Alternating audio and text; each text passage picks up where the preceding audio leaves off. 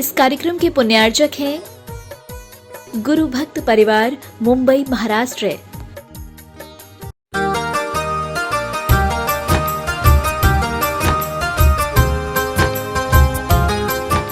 जीवन अस्थिर है, कर्म भूमि के मनुष्य तंत्र का जीवन। आयु निश्चित नहीं है। निश्चित आयु देवगति में, नरक गति में, भोग भूमि में होती है, किंतु कर्म भूमि के मनुष्य तंत्र की आयु का अवसान कभी भी हो सकता है। इतना ही नहीं, चाहे कोई कितना भी पुण्यात्मा क्यों न हो, फिर भी जैसे सरता में लहरें उठती हैं, उसी प्रकार जीवन में पुण्य पाप का उदय आता रहता है। कभी जीवन में पूरी अनुकूलता होती है तो कभी प्रतिकूलता भी आ जाती है। इसी का नाम जीवन है कि सम नहीं होता, ये चंचल रहता है। लहर उठती है तो डूबती भी है। किसी कवि ने ठीक कहा है, जब आते हैं कर्मों के फेर, मकड़ी के जाल में फंस जाते हैं शेर। जो शेर दहाड़ करके हाथी का मद गलित कर दे, और जब वो इसके कर्म का उदय आता है तो गुफा में मकड़ी जाल बना दे, तो मकड़ी के जाल को तोड़ के निकल नहीं पाता, क्यों? खड़े होने की सामर्थ्य नहीं है। शरीर की अवस्था ये क्षणध्वंसी है। इस शरीर को रोगों का घर कहा है, देहम व्याधि मंदिरम। एक एक पूर्वी में 96 रोग, पूरे शरीर में 5,68,83,596 रोग। इतने रोग होते हुए भी यदि पुण्य का उदय होता है तो कोई रोग नहीं आता, किंतु जब हीन पुण्य का उदय आता है तो शरीर में कोई भी रोग लग जाता है। हमारे संघ के बिहार के बारे में लोग चर्चा करते हैं कि महाराज एक साल में 1000, 1500, 2000, इससे भी ज़्यादा बिहार हो जाता है। किंतु शरीर की प्रतिकूलता होते हुए भी फिर धर्म ध्यान को तो संभाल लिया जाता है, कि शरीर की क्रिया में थोड़ा अंतर आ जाता है। उपस्थित पुण्यात्मा महानुभाव, हम समझते हैं अपनी भक्तों का हृदय हमारे प्रति कितना समर्पण है। स्वास्थ्य की प्रतिकूलता का समाचार पहुंचते ही हमने अपनी आंखों से देखा है, कई लोगों की आंखों में आंसू भरे हुए। सभी भक्त लोगों की एक ही भावना है, स्वास्थ्य अनुकूल बने, चाहे भी हमारे समीप में है चाहे दूर हैं। कोई लोग अपने स्थान पर रह करके जाप लगा रही हैं, कोई विधान कर रही हैं, कोई शांति धारा कर रही हैं। सबकी अलग अलग प्रकार से प्रभु उपासना चल रही है। चातुर्मास के लिए प्रार्थना लेकर के यूं तो अनेक स्थान के लोग आए, उत्तर प्रदेश से भी, दिल्ली से भी, राजस्थान से भी, हरियाणा से भी। श्री जम्मू स्वामी तपोस्थली बौलखेड़ा स्थान एक ऐसा स्थान है जिसके बारे में कई बार हम कहते हैं, हमें ऐसा लगता है जैसे पृथ्वी पर स्वर्ग उतर करके आ गया हो। हर प्रकार से संयम साधना करने के लिए अनुकूल स्थान है। वहाँ पर एक नहीं, दो नहीं, तीन नहीं, 4 चातुर्मास वहाँ की समिति ने बड़ी गरिमा के साथ संपन्न कराई। वहाँ पर सुत संवर्धन का कार्य भी हुआ, क्षेत्र का विकास भी हुआ और साधना में बहुत वृद्धि हुई।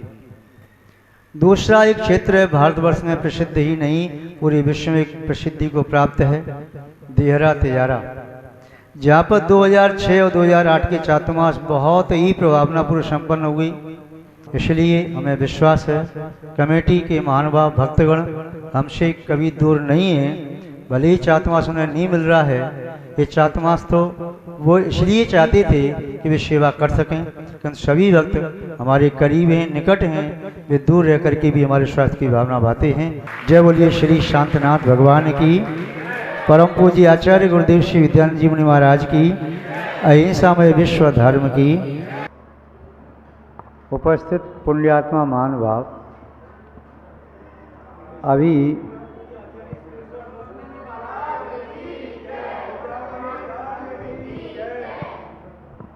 मुनराज श्री शुभानंद जी महाराज एक रूपक के माध्यम से आपको प्रेरणादायी और धर्म के मर्म को समझाते हुए अपनी बात बता रहे थे। जब तक हमारी समझ में न आए तब तक बड़े बड़े उपदेश भी व्यर्थ हैं,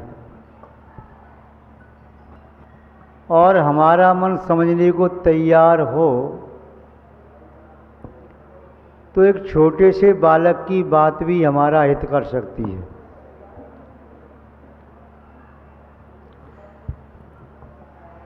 अपव्यहवो अपम्मी जोड़ाणी सो पश्यति। सूक्ति है, अप कहिए तो आत्मा, व्यहवो कहिए तो वैभव विभव, अपम्मी कहिए तो आत्मा में। आत्मा के वैभव को जो आत्मा में जो पश्यति जो देखता है, सो राणी। संसार में ज्ञानी पुरुष वही है जो अपनी आत्मा के वैभव को अपनी आत्मा में देखता है। पुद्गल में जो आत्मा के वैभव को देखता है वह मूर्ख है। नीम की पत्तियों में गन्ने का रस देखना चाहता है, गधे के बैल जैसे सींग देखना चाहता है, वह अग्नि में शीतलता खोजना चाहता है, कोयले में चूने जैसी सफेदी देखना चाहता है। वो संभव नहीं है। जो वस्तु जहाँ है, यदि उस वस्तु को वहाँ पर खोजेंगे तो मिलना संभव है, और जो वस्तु जहाँ नहीं है उसे वहाँ खोजेंगे तो कैसे मिलेगी। तेल तिलहन में मिलता है, अन्य पदार्थों में नहीं। गंध पुष्प में मिलती है, मृतिका में नहीं। शीतलता जल में मिलती है, किसी और वस्तु में नहीं। घृत दूध में मिलता है, किसी और चीज में नहीं। जिस चीज का जो नियत स्थान है, उस वस्तु को उसमें खोजेंगे तो अवश्य मिलेगी। कवि ने लिखा है, ज्यों तिल माही तेल है, ज्यों चकमक में आग, तेरा साईं तुझ में जाग सके तो जाग। तेरा परमात्मा, तेरा स्वामी, तेरा मालिक, तेरा नाथ, तेरा भगवान, तेरी आत्मा ही है। उस अपनी आत्मा को भगवान परमात्मा बनाना है, तुझे ही बनाना है। कोई और आकर के तेरी आत्मा को परमात्मा नहीं बनाएगा। तेरी ही सम्यक साधना, तेरी ही आराधना, तेरे द्वारा की गई उपासना, भक्ति, पूजा, स्तुति, वह परमात्मा के मार्ग पर तुझे गतिशील करेगी। सम्य दर्शन, सम्य ज्ञान, सम्य चारित्र, तीनों की आराधना तेरी आत्मा को परमात्मा वैसे ही बना देगी जैसे थोड़ा सा जामुन दूध में डाल दो तो दूध भी दही बन जाता है। एक ग्राम के समीप में, ग्राम के बाहर एक बुढ़िया की झोंपड़ी थी। ग्रामीण क्षेत्र में मार्ग कच्चे होते हैं, जिसे कहते हैं गैल या दगरा। उसमें धूल मिट्टी बहुत भरी होती है। शहरों में तो चलो काले रोड हैं, डामर रोड हैं, या ब्लॉक लगा दिए, पत्थर के रोड बना दिए, शीशी रोड बना दिए। उस झोंपड़ी में बुढ़िया रहती थी, भिक्षावृत्ति से अपनी उदर पूर्ति करती थी। उसकी कोई ज़्यादा संपत्ति नहीं, 2 साड़ियाँ थीं। उस झोंपड़ी में 2 बर्तन थे, वह भी मिट्टी के, और पत्थर थे, जो पत्थर उसके चकला का काम करता था, कोई पत्थर उसके सिलाने का काम करता। एक दो चद्दर फटी पुराने से थे। बुढ़िया उन दो वस्तुओं से अपना काम चलाती। जब एक बार झोंपड़ी में लकड़ी में साड़ी उलझ गई तो साड़ी फट गई। अब फटी साड़ी को कैसे पहनी? नारी है, अपनी मर्यादा का ध्यान रखना है, शरीर की सुरक्षा के साथ साथ अपनी अस्मिता का भी ध्यान रखना है। लोक व्यवहार की निंद नहीं, अपनी प्रतिष्ठा इज्जत है। पुरुष हो तो एक वस्त्र पहन करके घूमता रही, नारी है तो अंग प्रदर्शन करना उस समय का रिवाज नहीं था। उस समय का रिवाज यही था कि नारी इस प्रकार के परिधान धारण करे जिससे उसकी प्रतिष्ठा, उसकी इज्जत तार तार न हो। चाहे कपड़े पुराने हों, चाहे कपड़े सस्ते हों, किंतु इतने तो होना चाहिए कि शरीर को पूरी तरह से ढांक सकें। उस बुढ़िया ने उस साड़ी को सिलने के लिए सुई और धागे का प्रयोग किया और सुई धागे से साड़ी सिलने लगी। संध्या काल का समय, सूर्य अस्त हो गया। सुई का धागा जब खत्म हो गया तो उसके हाथ में सुई थी, दूसरा धागा पिरोने के लिए, किंतु धागा पिरोते समय उसे लगा कि मैंने धागा सुई में डाल दिया है, और जब सुई में धागा डाल के धागा पकड़ते हैं तो सुई से गिरती नहीं, और धागा सुई में नहीं जाए तो धागे को पकड़ो तो सुई नीचे गिर जाती है। उस बुढ़िया के साथ भी यही हुआ। उसने धागा सुई में डाला, उसे लगा धागा सुई में चला गया है, इसलिए धागे को दोनों ओर से पकड़ लिया। देखा तो सुई उसके अंदर नहीं है, सुई नीचे गिर गई। जब सुई नीचे गिर गई, अंधकार हो गया। अंधकार में सुई खोजने का प्रयास किया, किंतु झोंपड़ी में धूल मिट्टी भी थी, बुढ़िया को सुई नहीं मिली। देर रात हो गई, तभी कोई युवा वहाँ से निकला।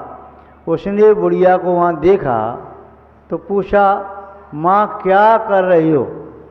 उसने कहा, बेटा मैं अपनी साड़ी सिल रही थी, मेरी सुई इसमें गिर गई है, मैं उस सुई को खोज रही हूँ। माँ तुम कितनी भोली भाली हो, कितनी सीधी सादी हो, अंधकार में सुई खोज रही हो। सुई अंधकार में ऐसे नहीं मिलेगी, प्रकाश में मिलेगी। बुढ़िया ने कहा, ठीक है बेटा, तुम ठीक कहते हो। माँ थोड़ी देर बाद उस झोंपड़ी के बाहर आई। रोड पर कहीं लट्ठा लगा लाइट जल रही थी, वहाँ पहुँच गई, सुई खोजने लगी। रात के 12 बज गई। कोई दूसरा युवा वहाँ से निकला, पूछा, अम्मा क्या कर रही हो इतनी रात? बेटा मेरी सुई गुम गई है, उसे खोज रही हूँ। माँ तुम्हारी सुइयाँ कैसे गुम गई? सुई बाजार से लेकर के आ रही थी, आपके हाथ से गिर गई। नहीं बेटा, मैं अपनी साड़ी सिल रही थी। यहाँ बैठ के सिल रही थी? नहीं बेटा, झोंपड़ी में बैठ के सिल रही थी। सुई आपकी कहाँ गुम गई थी? झोंपड़ी में। माँ जब सुई झोंपड़ी में गुम गई है तो सुई को यहाँ क्यों खोज रही हो? बेटा थोड़ी देर पहले एक तुझ जैसा पढ़ा लिखा बेटा आया था, उसने पूछा, माँ क्या कर रही हो? मैं अपनी झोंपड़ी में सुई खोज रही थी। तो उसने कहा कि सुई अंधेरे में नहीं मिलेगी, वो सुई को तो उजाले में खोजो तब मिलेगी। तो बेटा मेरी झोंपड़ी में अंधेरा था, उजाला यहाँ दिखाई दिया तो मैं सुई खोजने आ गई।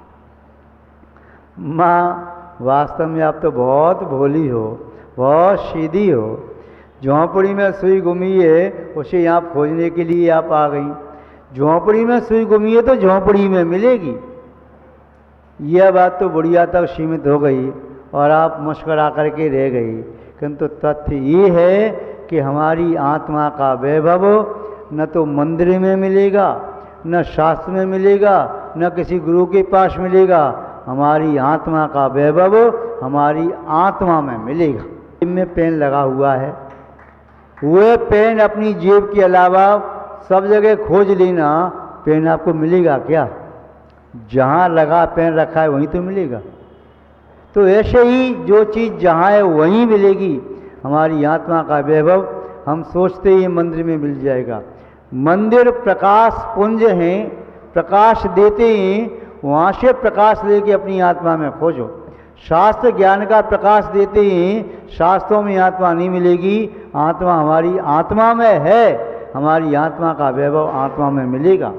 या तीर्थ क्षेत्रों पर जाओ, गुरुओं के पास जाओ, महाराज आशीर्वाद दे दो, हमें सुख शांति मिल जाए। सुख शांति की पोटली नहीं है गुरुओं के पास जो बांध करके दे दें, लो बेटा ले जा सुख शांति। सुख शांति आत्मा में मिलेगी अपनी कषायों को शांत करने पर।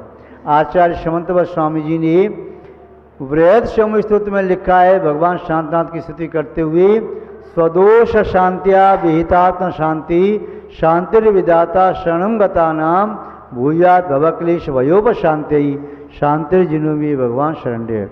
हे भगवान शांतनाथ, स्वदोष शांत्या भूयात शांति, आपने अपनी आत्मा में विद्यमान दोषों को शांत कर दिया, कर्मों को नष्ट कर दिया, इसलिए आपने शांति को प्राप्त कर लिया। स्वदोष शांत्या, आपने दोषों को शांत किया। मैं भी क्या चाहता हूँ? शांति चाहता हूँ। विहितात्म शांति, आपकी शांति आपकी आत्मा में प्राप्त हो गई। भूयात भवक्लेश वयोप शांति, मेरे भी भय क्लेश भूयात शांत हो गए। मैं क्लेश प्राप्त कर रहा हूँ, मेरा क्लेश शांत हो। कषाय की होली जल रही है, शांत हो। तो मैं आपके पास आ गया। तो भगवान शांतनाथ मौन भाषा में कह रही है, स्वदोष शांत्या वेदात्म शांति शांतिर्विदाता शरणम गता नाम, इस शांति के विदाता में आपकी शरण में आ गया। भूयात भवक्लेश वयोप शांति शांतिर्जिनोबे भगवान शरण्य। तो वे क्या कह रही है मौन भाषा में कि आप अपने कषाय भाव को, पंच इंद्रिय के प्रति आपकी आसक्ति स्वभाव को, पाप प्रवृत्ति को शांत कर दो। शांति तो आपके पास है, मेरे पास आने की आवश्यकता नहीं। आप सभी आत्म शांति को प्राप्त कर सको, ऐसी हम आपके प्रति मंगल भावना रखते हैं। इन्हीं मंगल भावनाओं के साथ अपनी शब्द श्रृंखला को विराम देते हैं। उस बुढ़िया को तो सुई झोंपड़ी में जाकर के दीपक जलाने से मिल गई, आपको भी अपनी शांति आपकी आत्मा में ज्ञान का प्रकाश हो जाए, सम्यक्त का प्रकाश हो जाए, संयम का प्रकाश हो जाए, तो आपको भी अपनी आत्मा का वैभव सिद्धत्व आपकी आत्मा में मिल जाएगा, आप सब प्राप्त कर सकें। और इन्हीं भावनाओं के साथ शब्द श्रृंखला को विराम देते हैं। जय बोलिए श्री शांतनाथ भगवान की, परम पूज्य आचार्य गुरुदेव श्री विद्यानंद जी महाराज की, अहिंसा में विश्व धर्म की।